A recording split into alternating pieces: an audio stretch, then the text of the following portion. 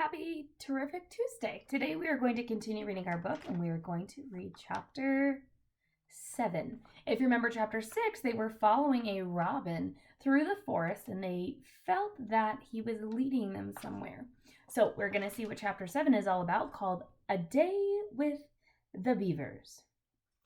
While the two boys were whispering behind, both the girls suddenly cried, "Oh!" and stopped. "The robin!" cried Lucy. "The robin, it's flown away, and it had to, right out of sight." "And now what are we to do?" said Edmund, giving Peter a look which was as much to say, "What did I tell you?" "Shh, look," said Susan. "What?" said Peter. "There's something moving among the trees over there to the left."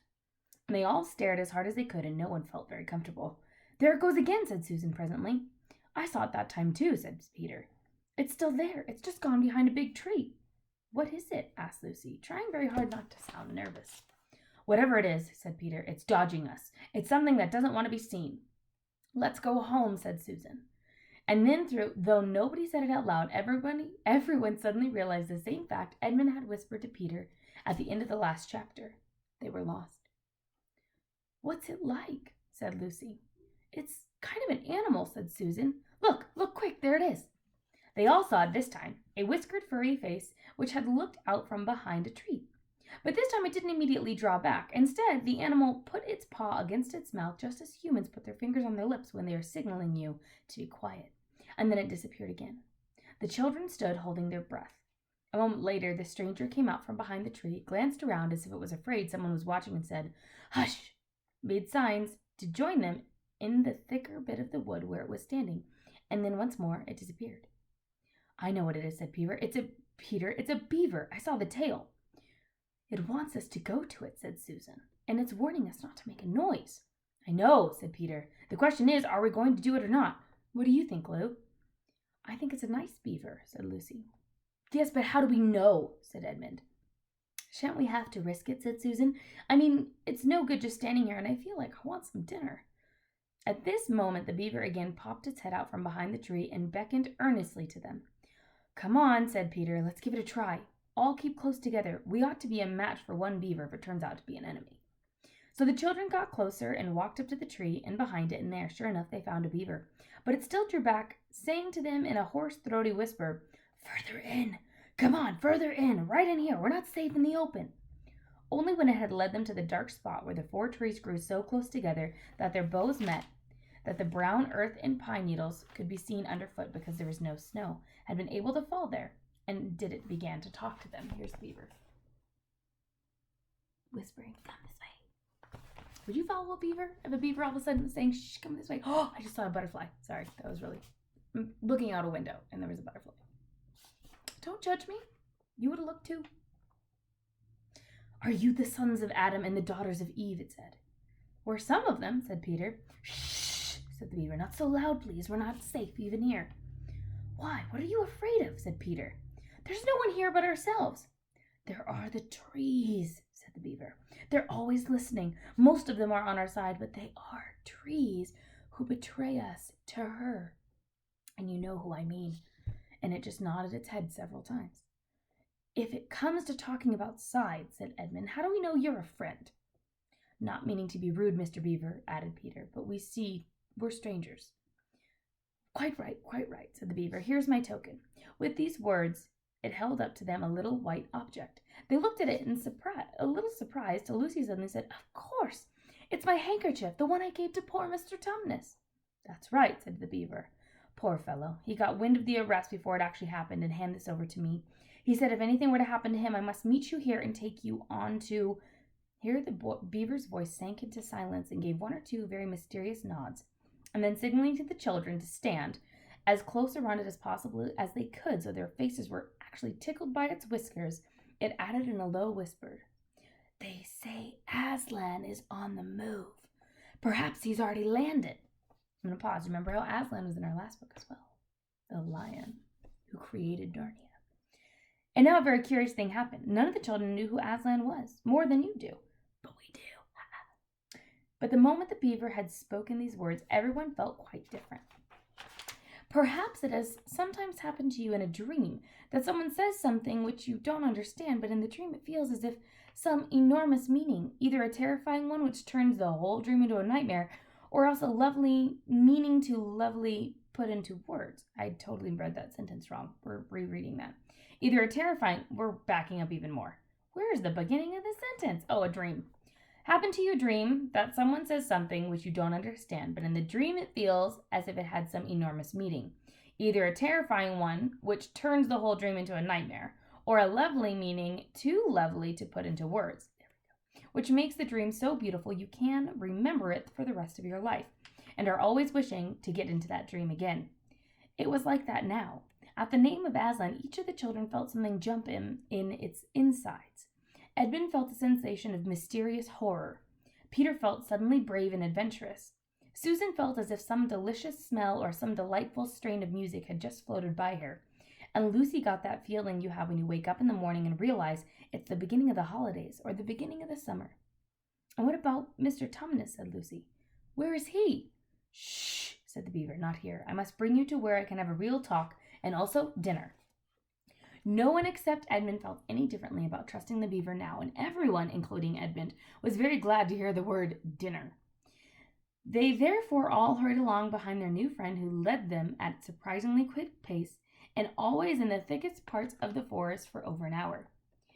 Everyone was feeling very tired and very hungry, when suddenly the trees began to get thinner in front of them, and the ground was still steeply downhill. A minute later they came out under the open sky. The sun was still shining, and they found themselves looking down on a fine sight. They were standing on the edge of a steep, narrow valley, and at the bottom, which ran at least would have been running if it hadn't been frozen, a fairly large river. Just below them, a dam had been built across this river, and when they saw it, everyone remembered that, of course, beavers are always making dams, and felt quite sure that Mr. Beaver had made this one. They also noticed that he had some sort of modest expression on his face, a sort of look people have when you are visiting a garden they've made or reading a story they've written. So that it was only common politeness when Susan said, "What a lovely dam!" And Mr. Beaver didn't say hush this time, but merely a trifle, and it isn't really finished. Above the dam was what ought to have been a deep pool, but was now, of course, a level of floor of dark green ice, and below the dam, much lower, was more ice, but instead of being smooth, it was all frozen into foamy wave shapes, in which the water had been rushing along the very moment when frost came. And when the water had been trickling over and spurting through the dam, there was now a glittering wall of icicles, as if the side of the dam had been covered all over with flowers and wreaths and festoons of the purest sugar. And out of the middle of the partly on top of the dam was a funny little house, shaped rather like an enormous beehive. And from the hole in the roof, smoke was coming out, and when you saw it, especially if you were hungry, you at once thought of cooking and became hungrier than you were before. That is what the others chiefly noticed, but Edmund noticed something else. A little lower down the river there was another small river, which came down to another small valley to join it. And looking up at that valley, Edmund could see the two small hills, and he was almost sure that they were the two hills that the White Witch had pointed out to him when he parted with her from the lamppost the other day.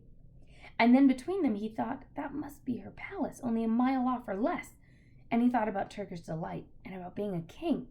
And I wonder if Peter will like that, he asked himself. And horrible ideas came into his head. Here we are, said Mr. Beaver. It looks like if Mrs. Beaver is expecting us. I'll lead the way. Be careful not to slip. The top of the dam was wide enough to walk on, though not for humans a very nice place to walk because it was covered with ice. And though the frozen pool was level with it on one side, there was a nasty drop to the lower river on the other. Along this route, Mr. Beaver led them single file right out to the middle, where they could look way up the river and a long way down it. And when they had reached the middle, they were at the door of the house. Here we are, Mrs. Beaver, said Mr. Beaver. I found them. Here are the sons and daughters of Adam and Eve. And they all went in. Picture. Leading him into the house, there's the smoke, and there's the 4 children with their fancy coats. Pretty cool. The first thing Lucy noticed when she went in was a burring sound, and the first thing she saw was a kind-looking old she-beaver sitting in the corner with a thread in her mouth, busily working on her sewing machine. And it was from it that the sound came. She stopped her work and got up as soon as the children came in. "So you've come at last," she said, holding out both of her wrinkled old paws. "At last! To think I ever should live to see the day. The potatoes are on boiling, and the kettle's singing, and I dare say, Mr. Beaver, you'll get us some fish." "That I will," said Mr. Beaver, and he went out of the house. Peter went with him, and across the ice of the deep pool where they had a little hole in the ice where they kept open every day with his hatchet. They took a pail with them. Mr. Beaver sat down quietly at the edge of the hole. He didn't seem to mind it being so chilly. Looked hard into it and suddenly shot in his paw, and before you could say Jack Robinson, and whistled out a beautiful trout. He whisked out a beautiful trout. Then he did this over and over again until he had a fine catch of fish. Meanwhile, the girls were helping Mrs. Beaver to fill the kettle and lay the table and cut the bread and put out the plates in the oven to heat and draw a huge jug of beer for Mr. Beaver from the barrel, which stood in one corner of the house, and to put on the frying pan and to get it dripping hot. Lucy thought the Beavers had a very snug home, and thought it was not like Mr. Tumnus's cave at all. There were no books or pictures. Instead of beds, there were bunks, like on the board ship, built into the wall.